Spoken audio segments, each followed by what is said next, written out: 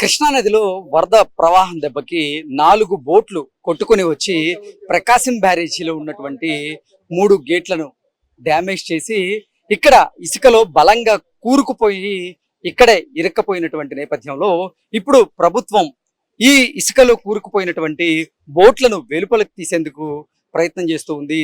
నిన్న 2 భారీ క్రేన్లను ఏర్పాటు చేసి ఈ ఇసుకలో ఇరుక్కుపోయినటువంటి బోట్లను బయటికి తీసేటువంటి ప్రయత్నం చేసినప్పటికీ విఫలమైంది. ఎందుకంటే బలంగా బోట్లు ఇసుకలో కూరుకుపోవడం వల్ల వాటిని పైకి తీసుకొచ్చేందుకు ఎంత ప్రయత్నం చేసినప్పటికీ అవి మాత్రం ఆ ఇసుక నుంచి బయటికి అయితే కదలలేదు. అందుకే ఈరోజు మరొక ప్లాన్ గా ఈ బోట్లు ఈ 4 బోట్లు ఇక్కడ ఏదైతే అంటే ఇసుకలో ఇరుక్కుపోయి ఉన్నాయో వాటిని బయటికి తీసుకొచ్చే ప్రక్రియలో భాగంగానే ఈ బోట్ని 3 పార్ట్లుగా కట్ చేసేటువంటి ప్రయత్నం అయితే చేస్తున్నారు. వైజాగ్ అలాగే కాకినాడ నుంచి కొన్ని ప్రత్యేకమైనటువంటి బృందాలను ఇక్కడికి తీసుకొచ్చి ఇప్పుడు ఈ బోట్లను డ్రిల్లింగ్ చేసి వాటిని కట్ చేసి అంటే ఒక బోట్ని 3 పార్ట్లుగా కట్ చేసేటువంటి ప్రయత్నం అయితే చేస్తూ ఉన్నారు. అలాగే గజి ఈతగాళ్ళని తీసుకొచ్చి అంటే ఇక్కడ ఒక బోటుకి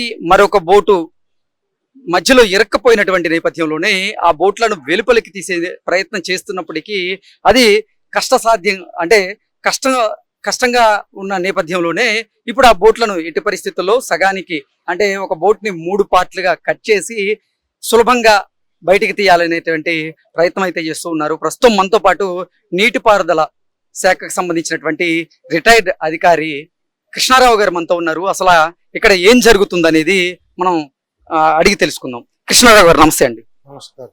కృష్ణారావు గారు, ఈ బోట్లు బలంగా ఇసుకలో కూరుకుపోయినటువంటి నేపథ్యంలో నిన్న మీరు భారీ క్రేన్ల సహాయంతో వాటిని బయటికి తీసుకొచ్చేటువంటి ప్రయత్నం అయితే చేశారు, కానీ అది ఫలించలేదు. ఈ రోజు ఎటువంటి ప్రయత్నం జరుగుతుంది ఇక్కడ?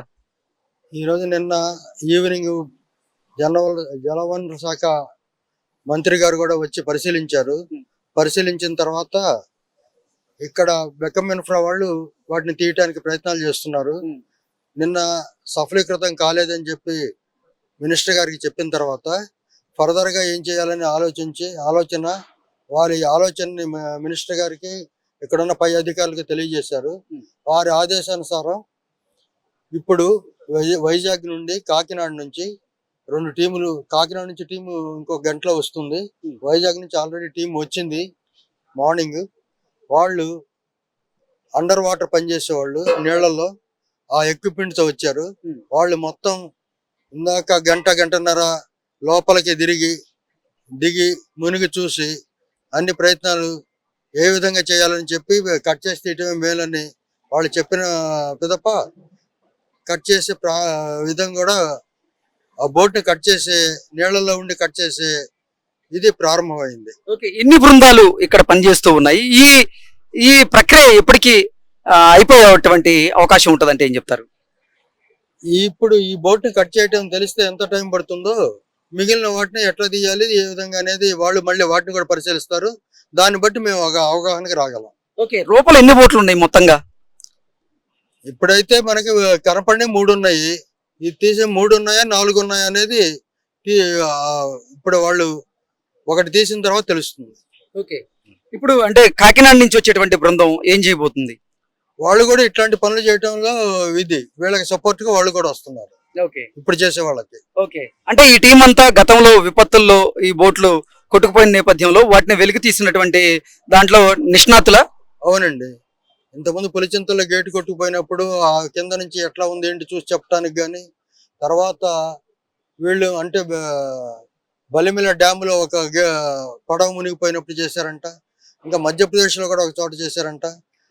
సముద్రంలో కూడా ఏమైనా జరిగినప్పుడు పనులు చేసే అనుభవం ఉందని చెప్పి వాళ్ళని పిలిపించారు బెక్కం ప్రాజెక్ట్స్. ఓకే సార్, మొత్తంగా ఈ పడవలు కొట్టుకొచ్చి బలంగా ఈ ప్రకాశం బ్యారేజీలో ఉన్నటువంటి గేట్లతో పాటుగా కంట్రోల్ వెయిట్ ని కూడా బలంగా ఢీకొట్టడంతో భారీ నష్టం సంభవించింది కదా. మొత్తంగా ఎంత మొత్తంలో నష్టం సంభవించింది అంటే ఏం చెప్తారు? ఇప్పటి వరకు మనం చేస్తున్న పనులు మీరు అందరూ మీడియా రోజు చూస్తూనే ఉన్నారు. ఎన్నెన్ని ఎక్విప్మెంట్ తీసుకొచ్చి ఏ విధంగా చేస్తుంది. దాదాపు ఇంతకుముందే అనుకున్నట్టు 4-5 కోట్లు వరకు వ్యయం కావచ్చు అని అంచనా.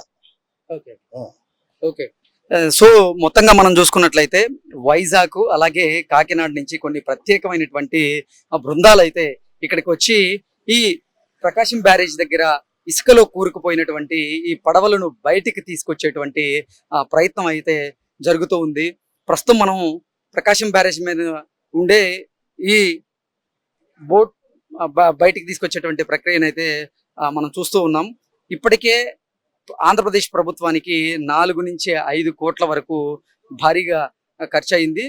భారీగా ఇక్కడికి ఇక్కడ అవసరమైనటువంటి సామాగ్రిని కూడా పెద్ద ఎత్తున ఇతర రాష్ట్రాల నుంచి కూడా ఇప్పటికే తెప్పించి ఈ దెబ్బతిన్నటువంటి ఈ దిమ్మెలు ఏవైతే ఉన్నాయో వాటిని మరమ్మతులు కూడా పూర్తి చేశారు. ఇప్పుడు ఈ బోట్లను 3 ముక్కలుగా కట్ చేసి ఒక్కొక్క ముక్కగా సింపుల్ గా బయటికి తీసుకొచ్చేటువంటి ప్రయత్నం అయితే ఆంధ్రప్రదేశ్ ప్రభుత్వం చేస్తూ ఉంది. అంటే గతంలో పులిచింతల సంబంధించినటువంటి గేట్లు కొట్టుకుపోయినటువంటి నేపథ్యంలోనే అక్కడ ఏదైతే రెస్క్యూ చేశారో అదే బృందం ఇక్కడికి వచ్చి ఇక్కడ పనిచేస్తుంది అంటూ కూడా నీటిపారుదలకు సంబంధించినటువంటి కొంతమంది అధికారులు అయితే తెలియజేస్తూ ఉన్నారు. ఇది ఈ రోజు మొత్తం కూడా కొనసాగే అవకాశం ఉంది. అలాగే రేపు ఉదయం కూడా ఇది కొనసాగే అవకాశం ఉంది. మొదటి బోటు కట్ చేసిన తర్వాత మాత్రమే ఈ ప్రక్రియకి ఎంత సమయం అయ్యేది మాకు ఒక అంచనాకి మేము రాగలం అంటూ కూడా నీటిపారుదలకు సంబంధించినటువంటి శాఖ అధికారులు అయితే మనకు తెలియజేస్తూ ఉన్నారు.